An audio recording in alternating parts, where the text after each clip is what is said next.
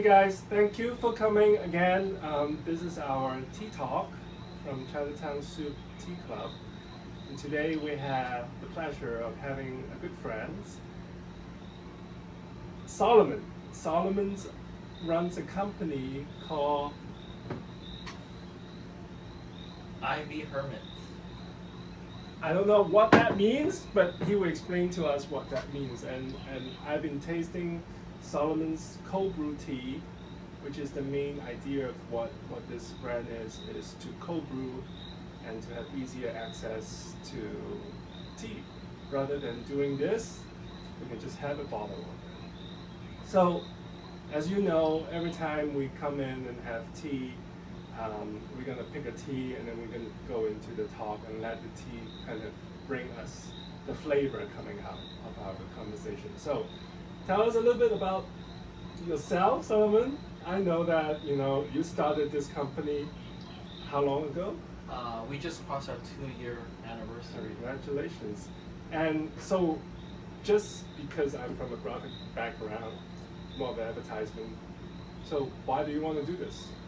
Yeah, thanks Tim for asking and introducing. I kind of started this brand, tea, actually 4 years coming, when I first came to New York. It was summertime, it was really hot. It's still hot. Yes, it's less hot, well it's very hot during summertime. And I wanted to get a beverage for the afternoon. Okay. But when I go to like Trader Joe's or any supermarket, the tea option is horrific, in my opinion. Okay, you have very high standard, put it that way. Okay, yes. Okay. And when I get boba, I always get no sugar Okay. and no The ice. true taste. And I think the tea is also not great. And growing up from a Cantonese background, I think as a kid, growing up from San Francisco, every Sunday was all about yum-cha. Right. Same as my generations, yum-cha is a very important family affair in the weekends. And nowadays, people don't care.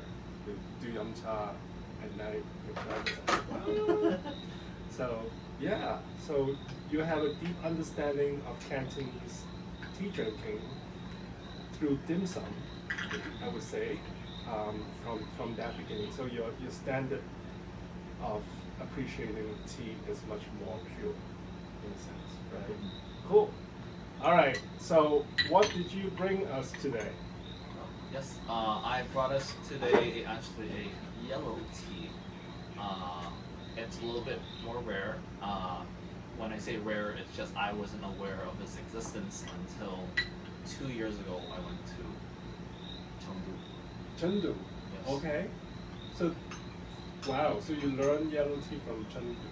Yes, because when I was in Guangzhou visiting my family, they were like, "Oh, there's yellow tea, but we don't have it here. Okay. Only in Sichuan." And I happened to be on my way there. So just excuse to travel further from the family. Yes. Okay, great, wonderful. Well, they do have yellow tea in a lot of different provinces. Oh. Also in Guangdong.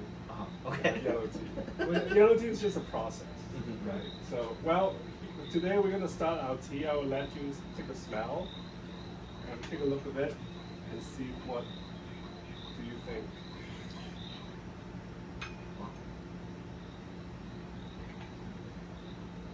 It's very good. Well, I passed the test. Well, since you have a yellow tea cold brew, we're gonna do a yellow tea also, but this is from Jingmai, which is from Yunnan, which is a poor cultivar that make into yellow. So what is So what is yellow tea? Yellow tea, for me, people would say there's only 6 categories, and I'm always pushed for the 7. So yellow tea is a cross between a green, a white, and a little bit of a post-fermented pu'er tea. So what happened is they let it ferment a little bit longer. They let it sun energies goes in a little bit longer. But basically, it's almost making a white tea. But they actually let it ferment a little bit longer. So they can do a yellow tea using a red small leaf. They can do yellow tea using a large Camellia sinensis balsamica. But it's just a little process. So traditionally, yellow tea is really the peasant's tea.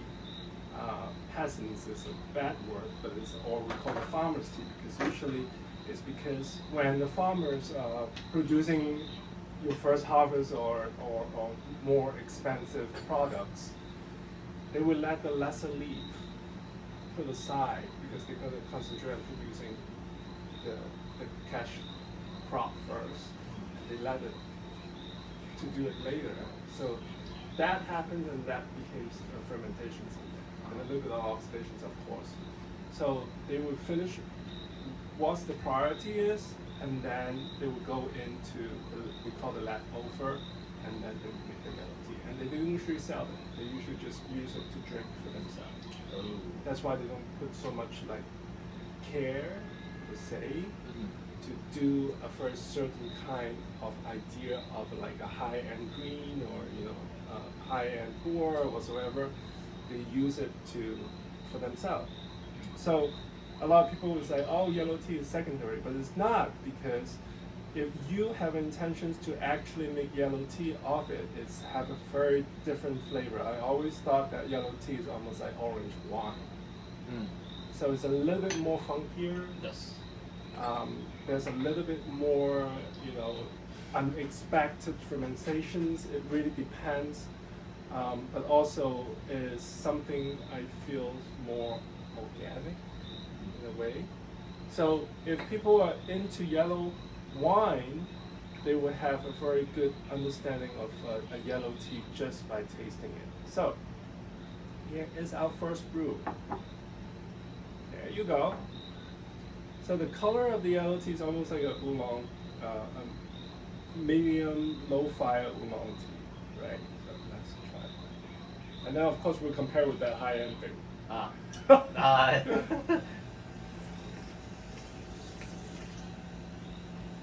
Tim, could you explain a little bit of what you just did there, of why we should suck in the oxygen now? So you see there's a bottle of wine. Just like, your idea is to merge the west to the east. When you're doing wine tasting, you always oxygenate the brew or the liqueur, or we call it the soup of it. So when you slurp, you suck in oxygens, and when you do the slurping, it opens up the flavor. Just like when you go to Japan, you have really good ramen, you slurp. Same idea. When you're doing wine, you slurp, you chew, you spit it out. Don't spit out my tea or your tea. You drink it. Or when you're doing a coffee tasting too, you always slurp. Like the more oxygens you put it into the liqueur, the quicker it expands and blossoms. So that's what we do on that. So, but also it's a control, because you can't slurp a mouthful of it, because if you are very greedy, or you just like want to get drunk, you chuck it, but then if you slurp, you're gonna choke. So what happened is it controls how much liquid is coming in, because the more you put in, the lesser you can do that, or you will choke basically. So this is a good kind of like measure of how much you're supposed to drink as a sip. So it's like a little bit. See, your mouth is basically 1/4 full. If you go into 1/3, you're already getting the bubble and you can't breathe. When you go to half of it, you can't just choke. So that's how we control it on the sense. Tell me more about, like, what did you find out for this experience of going into a cold brew, learning how to brew the tea also, but also, that journey that the tea given you within these 2 years? Like, did you travel a lot? Did you go to your farm? Did you find collaborations with farmers, tea makers, tea masters, and whatsoever? Like, how has that journey changed you? Yeah, as I mentioned in the beginning, I started off of this trying to find a beverage for afternoon. Selfish. Yes, selfish. Solve my own problem, and life is great. Okay. But as so I'm grew up and born in San Francisco, but my dad's side is from Hong Kong, Yes. and my mom's side is from Guangzhou. Even better. So, and growing up in America, I feel like I'm actually like a child of three worlds. Three worlds. There's Okay. the American culture, The Chinese, the Hong Kong, British. Yes. Wow. Okay. And moving here, I think, especially in New York, the identity problem really struck out to me. Of In like, a good way or in a bad way? both, I'd Yeah. say, good and bad. Like, who am I? Jackie Chan movie. Yes, and I think it was through that I found that my journey with tea really started to find my roots and understand who I am. I'm still learning who I am, but in the West, we also like cold things. Great. So I think that's a very interesting thing because as you know, I came from British Hong Kong as a colonial, city. You grew up Chinese, but you were really highly influenced by the British. And when I came to New York, then you got America coming in. So it gave me a foundations of dealing with conflicts and identity crisis. The first thing you want to do is to become where you are. So I want to become a New Yorker. Then you realize a New Yorker is everything, Yes. right? It's a melting pot. So it's interesting because then if you don't think about fitting in, then you find your own identity, right? So for a tea journey like me, same thing. I was going to China, different province, learning from different master, but I always step back as a third person view. I don't want to become Sam. From there, I learn much more so I can create my own style. So without fear, of course, because if I don't need to fit in and that's not the priority, then things becomes easier. Because if you try to fit in, you just try to imitate, or just try to learn, like how do I become more New Yorker or whatsoever, then you're really not a New Yorker. You just pretend to be a New Yorker. So same as the journey of tea is I don't try to become something or try to imitate something, because then it really opens up the door of like, okay, when you listen, you start listening, then you really truly then express it out the way that your characters feel it. And I think that's a good thing. So you have that kind of background, we have a similar background in that sense. So to go into a cold brew, then you don't need to imitate. Because you want to do something all by yourself. The most important thing about drinking tea, I think there's three really important things about drinking tea. The first one is not to judge. Not saying that not to judge in a way that, oh, this tea is bad, or this. The way of not judging is, I don't expect you like my cup of tea. Oh, interesting. Right? I'm not judging you because you don't like my cup of tea. Mm-hmm. I am open-minded to understanding why you like your cup of tea. Mm-hmm. Right? Then I'm not judging you, but I'm learning from you. I think that's a very important, powerful way of then you're really opening more doors to give yourself freedom. The second one is compassion.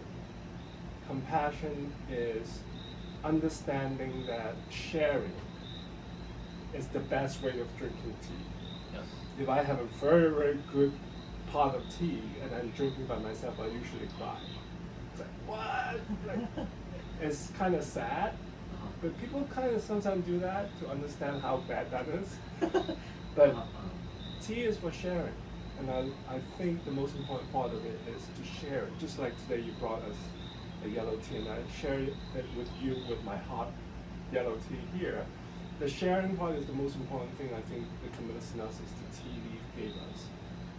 The third one is to always understand nothing is perfect. There's no perfect tea. So what we know is we like good things, of course. So when we have something good, we understand immediately. But then we repel the bad little force of it, the little bit of like handicap of something. We kind of like block it off. But I think the most important thing is to understand nothing is perfect. Same as tea. There is no perfection in it. And when we understand it, we accept the little bit of offness. But sometimes that little bit of, just a little bit of that off will teach you something much, much bigger. Right? To understand, to accept that, that's my idea of that three things about drinking tea and sharing. And that's what it taught me. So, Tim, would you mind just recapping the three things again?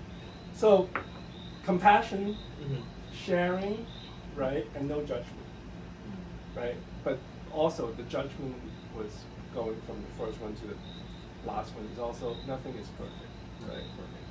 So you can't expect something to be perfect. There's no perfect wine. Even, I don't know, Robert Parker would give you 100 point on the wine. There's cannot be, nothing could be perfect. If everything is perfect, why are we doing here? There's no point, right? Then why are we being a human being? If all we want to do is 100%. Then there's boring, right? So that's the three steps of it. Yeah? So what do you think? This is our second brew?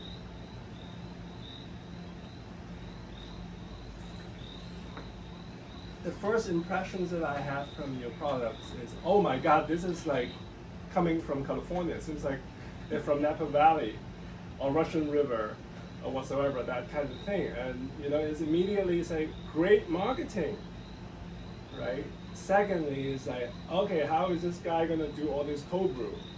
So tell us about, you know, your kind of your experience of cold brewing tea. Like, what's the biggest thing that you learned from it? I think one of the biggest things I learned about cold brew tea is water itself. Beautiful. Wow. Okay. I used to, before I started my tea journey, I thought water sommeliers isn't always. It's a very interesting title. I don't even know there's a water sommelier. Okay. Nowadays it could be anything. Okay. Yes, understand. Yes. People drink water. Right. And taste the water. Right. Because cold brew lacks the heat to bring out the flavor. The only thing that 99% of the flavor really comes from the water itself. 97. Oh, okay. 97. Yes. Not judging. No, it's perfect. And that's kind of how I learned about this. The water. So what kind of water do you use? Right now it's using filtered New York tap water. Okay. I came here when I first came here. I like the pizza here, the cocktails, the coffee, and then it started to get me thinking, why can't anywhere in the world imitate New York's pizza? Interesting. It's also the same as, you know, it's really funny you say that because a lot of New York pizza is trying to imitate how Italy pizza was, right? Or is. But, you know, Naples has its own water. Rome has its own water. Oh, really? Oh. And, you know, you can never have a traditional Neapolitan pizza dough if you're not using, you know, water from Naples, and it just doesn't have a different changes. It's just, and then, you know, of course New York has this much thicker crust on it, Right. and you have the New York water. It tastes a completely different thing. It's almost like tasting the grapes from California to France, which most of the Californian grapes are from France, Yes. right? But then why it changes so much is the terroir, the water, the newer processing method of it. And this brings us to a bigger topics on you have to source a lot of different tea just to test it and do how many products you have now? 7? Learning from Tim, I started off understanding that it's 6 main categories. 7. But now with Tim, it's 7, and I understand why. Okay. So yes. Let's just say 7 main categories. So you're sourcing a lot of raw materials, Yes. and you go to different places in China, and you find out even though in one places they have different practices, depends on how traditional they are, right? The more traditional, it takes a little bit longer time. The newer, higher tech production company move that timeline faster because they have machinery, they have a certain kind of idea of how to harvest, how to weather, how to ferment or whatsoever. So there's two kind of side in there. So tradition versus new, right? And when we come into that idea of like, okay, how do we learn how to make new things if we don't understand the traditions? Of course, you can just be like an egotistic, micromanaged boss. Just, fuck it up, let's do it, all right? And you're wasting time because all that lesson you want to learn is already out in the world for you to learn it, to understand it, to kind of like experience it in a very fast way, rather than keep failing on something that you don't even know why you're doing it, right? So the sourcing part of it could be interesting from you because you were sourcing this yourself. Do you go towards more the traditional side, or do you go towards the newer side, or do you have that? Well, first of all, do you have that experience of seeing the two sides when you're sourcing in China? Oh, that's a very deep question. I will drink some tea and think about it. Because sometimes you don't even know when you walk into a farm, you get introduced to a new producer. You really don't know what they want to do until you sit down at the tasting table and you just taste it. It's like, okay, this is traditional. Wow, this is something new. Oh, this is like, I don't even know what this is. Mm-hmm. Like, then you start to ask questions. The person's like, oh, how did you make it into your aromatic profile is higher than your base, or your base is higher than your aromatic profile, or the balance of it all, right? Mm-hmm. So how did you experience any of those when you were sourcing? I think I just started my journey of sourcing, but for me to I created this brand definitely not to replace hot tea, but it's an introduction to Easy access. Yes, easier access. And I try my best to split between the traditional and newer ways. Sometimes the flavor of traditional tea is great for people who already know how to drink tea. Right. But for people who are a little bit less exposed to tea, they might think it tastes like medicine or something a little bitter, and they're not used to that flavor. Do you think people are more acceptance on drinking, oh, I'm drinking medicine now, which is, I think the word medicine has changed for the past, maybe 8 years or 10 years, that medicine is actually good for you, especially plant medicine is good for you. Like, when I go in, I need the organic yellow wine, or the Mm-hmm. orange wine, Mm-hmm. organic, and then you expect a certain flavor back. But then you kind of accept it because the exchange is a healthier drink instead of a higher processed chemically products. So I think, and I had the same challenge too. If I'm doing a tasting, and my first worry is like, how bitter can people take, I'm not gonna, give them a 10 out of 10 because then you scare them, right? You want to go into like maybe a 2 first and then a 3, and then you keep going on it. I think the term of medicinal is on our side as a tea lover and a tea educator and a tea producer, because the more people understand bitterness is actually good for you in a good bitter way, right? And bitterness in tea has a changes, always change to something else, not just bitter, like you bite into a bitter melon and it's just bitter, or unripe persimmon, it's just like right? And that's it, that's the end game of it. But tea is not, you have the bitter and then everything starts to solivate, all this kind of come out. So the idea of having a cold drink that is medicinal, tea is a medicine, and also easy access, and also good for you, is, I think it's a new idea, way, right?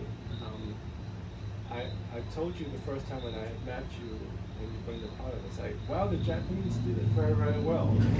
Like Ito had and all those other companies been doing like golden oolong and all that, and they are pretty amazing whatever they were doing over there. But they mostly concentrated more of a Japanese taste. But since sencha and matcha is being so popular now, people also understand like, oh, tea actually tastes like that. It should be a little bitter.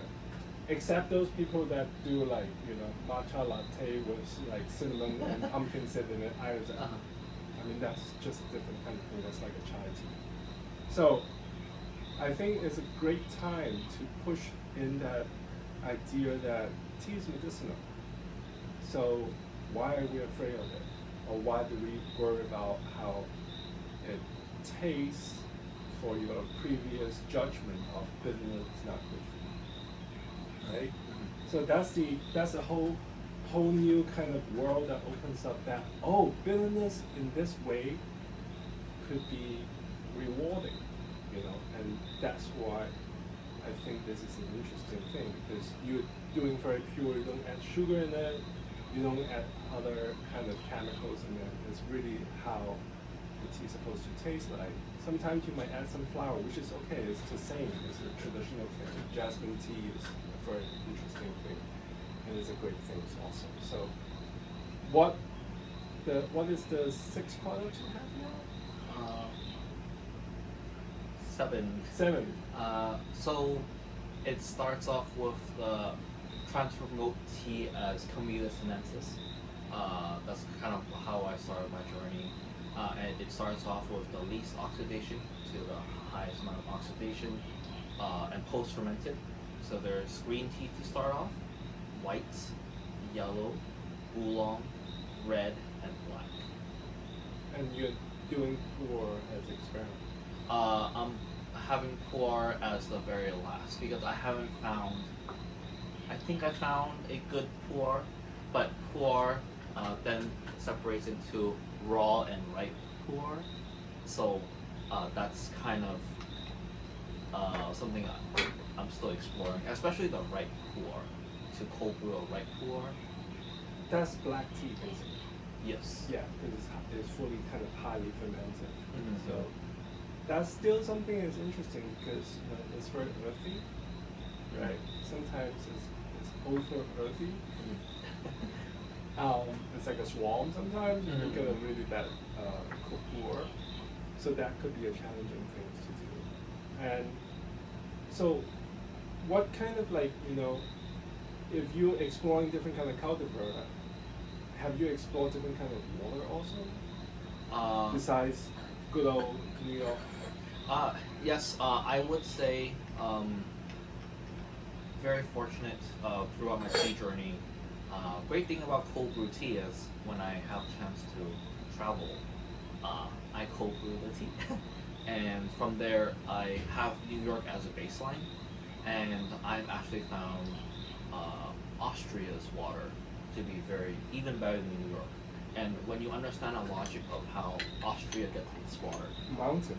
very similar to New York, they have aqueducts, Right. except theirs is even purer. More pure. Yes. And then I analyzed the pH and the mineral, or not the mineral content, but at least the pH level, very similar to New York's water. What is the pH on New York right now? Close to 7, neutral. Close to 7, so it's still a little acidic. A little out. It's like 7.2. So that's neutral. Yes. 7 is neutral, right? Yes. Okay. As close to neutral as it can get. So, have you tried, of course we did, like really, really high alkaline and high acidic water, not high to the point that you're gonna burn your stomach. Yeah. But a 5.7, a 6.5 to like a 7.8 to an 8.5 to a 9.2. Have you tried different kinds of those water? As you have a friend who water sommelier. It is still within my journey, but I've so growing up from San Francisco, also great water, but it's San Francisco? Yes. I didn't know San Francisco had great water. I thought LA water sucks. San Francisco and LA has 6-hour distance. Right, I know. And LA gets its water from Northern California. And why Southern California water is not the best? Terrible. Yes, because it comes from Northern California. Okay. So it went through the pipes and Yes. But San Francisco and New York's water in the nation, U.S., is pretty really good. Yes. However, San Francisco's water, the pH is a little higher. Great for our body. Good minerals. We need all of that mineral. But the aftertaste I've learned about cold brew tea, it doesn't stick as long as New York's water. Wow. It only achieves about 85%. When did you move to New York? 4 years ago. Great, you're a champion of New York right now, which is great. Wonderful. So, well, you're in Chinatown Soup, and we're gonna do some, cross-promoting your new products, and we're gonna do some tasting events. Don't forget to follow us on Instagram, and of course, I will put your company Instagram down below there. But I think the more important thing to even go further is what is the next evolutions of this? Do you want to do a ready, pack tea in smaller containers? Do you want to do something more co-pack immediate? As you know, that if you co-brew something, there's always a time limit to it. It expires, right? And it's always, for me, it's a good thing, right? Because then you don't drink old stuff. Have you thought about doing something more, mass market, or have you think about something that is like, a co-pack, that kind of idea? I think for immediate next steps, this is actually something we want to hear from all of you, is having shelf stability important at the compromise of freshness and preservatives. Unfortunately, we can't have both. So that's kind of the struggle I'm trying to figure out. But you're investigating. Yes. Cool. It is possible, but it's not easy. Well, it's definitely possible. Yes. The Japanese did it. Yes. The Chinese could. Yes. Okay. All right. I'm just kidding on that side. So, this yellow tea, tell me a little bit. Oh, this is dry. No, this is yellow. Yes. Okay, this is yellow tea. How long did you brew this? Approximately? Yes, this is about 6 to 7 hours. Okay. We're gonna taste this. 6 to 7 hours. New York water. And you just put it in the fridge for 6 to 7 hours. Yes. And then that's it. Yes. Right? That's it. So, do you filter it heavily with mash and stuff like that? Just with a carbon filter. A carbon filter with the water, Yes. not the final product. No. Okay. Yeah. No. Okay. Cool. Let's try this. Salud.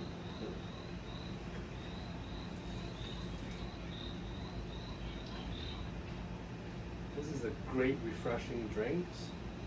And almost like if you put some alcohol in it, it would be a very good thing. Or you could Yes. do a mocktail out of it.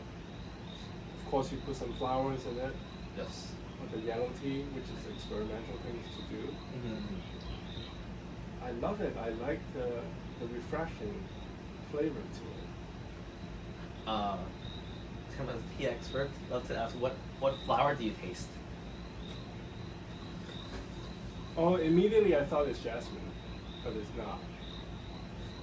So this is something they call in Chinese called gai dan fa. Mm-hmm. I don't know the English of it. Oh, interesting. So it's like the white flower you can see in Canton. In the summertime, they put it out on the hawkers who sell them. Do they call this like the Chinese magnolia? No, but it's not. Something. The gai dan fa, Yeah, what yeah. is it called? I don't even know in English. But it had that kind of flavor. Mhm. So it came from, sometimes the gai dan fa came from a bog, just Mhm. like lily, but it's really not. It Right. came from a tree. Mhm. So what kind of flower is it? Yeah, it's a fa or orchid. Orchid. Yes. Chinese orchid. Yes. That's a little too powerful for Chinese orchid though. This one, I really put it on the extreme, but this one is pressed 12 times. Pressed 12 times, meaning The orchids, they ran 12 times of orchids to press into the yellow tea. Normally, the maximum is about 9. This specific source. this is Mok Lan or Lan fa. Lan fei. Lan Fa. So it's orchid. The Chinese orchid that grows from the grass. That's what they told me. Wow. Okay, that's a new to me because if it's the real orchid that only grows from the rock with a little, you see it in traditional Chinese calligraphy. Mhm. You know the bamboo, the lan fa, and whatever else they do. Peonies, maudan. Those are like the scholar flowers, and that little flower is just this big usually on the grass, and they're highly expensive. So I don't know how much these cost. This is like this is a Don P. This is like a crude rosé right there. But yeah, I can taste that. I can taste that. Good experimental thing. I'm dying for you to try this because if this is orchid, you're in luck because it's so hard to translate that orchid flavor to a Westerner that have no experience with that flowers because it's extremely delicate, it's extremely alluring, it just come and go by itself. So it's beautiful, wonderful. The only thing that I didn't taste much of the tea, which is okay because again, I think this is pre-pressed Mhm. to the cake, Yes. so you can't really do much because if you overbrew it, it will become bitter on this sense, right? I tried, so going back to the beginning, I tried cold brewing yellow tea. People, myself included, the response that required me to do more extensive understanding. Because it's more bitter. Yes. Yeah. I thought it was okay. Yeah. But This my is exactly what kind of this is. You see how yellow this is? It's golden yellow on that sense. Right. But when you make it cold, it drops down the bitterness a little bit. Or does it amplify it more? people were having a difficult time. The differences between the cold brew green and the yellow tea. It was a little like mixed. Okay. And so I cheated and I added the flour. It's not cheating. I think the same as an art, like mixing flowers to tea or adding, traditionally you add chrysanthemums to pour, you can add citrus peels into different kind of tea. A lot of people actually add something else, osmanthus, very, very important flowers to add into tea, jasmines, of course, roses. it's an art form Mhm. of finding the balance, right? Yeah. And I think it's always great for introducing Mhm. a tea that can actually get people's attentions to it. So I cannot wait how this will develop. Okay. All right, and don't forget to take a look at our schedule on our tea talk, and you're gonna do some tea talk too, right? Yes, have a tea talk series. Next person I'd love to interview is Tim. Amazing. Again? Amazing. Done tea for 20 plus years. More than that. Yeah, More than that. Thank you. And really shaped the New York scene of tea. Oh, you're too kind. You're being Chinese now. And I think one of the greatest barriers, and also why I want to do tea, is tea is so complex, and within Chinese culture, learning about tea in Chinese is hard, but trying to learn tea in English is extremely difficult, and Tim is the person to really kind of help us lead and learn from this journey. Thank you. You know, it's so funny. I had my inclinations back 20 years ago, that I thought that, how many tea cultivars there is. So in the beginning, I thought it's like 1600s.